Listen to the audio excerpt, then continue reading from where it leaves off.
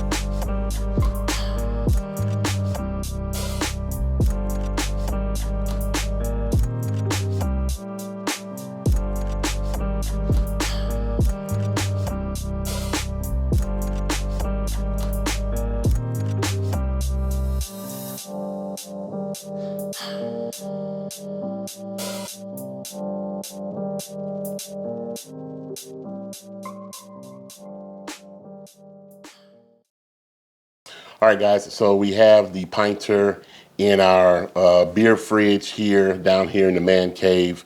So I'm hoping that that refrigerator is cold enough to properly allow the conditioning of the beer, okay? So we shall see. We got 5 days to wait on that, and then we'll do some tapping, okay? And I'll give you my review of the Yeasty Boys beer and tell you what I think about it, okay?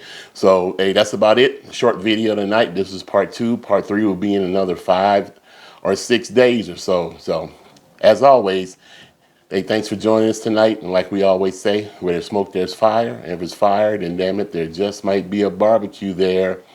Hey, if you guys are interested in getting one of these pinters, let me reiterate that they gave me a code to give you guys $30 off your first purchase, okay? So it's Bad Beast Barbecue 30 down here at the bottom of the screen, okay? And, you know, like the pinter always says, it's nothing like fresh beer, okay?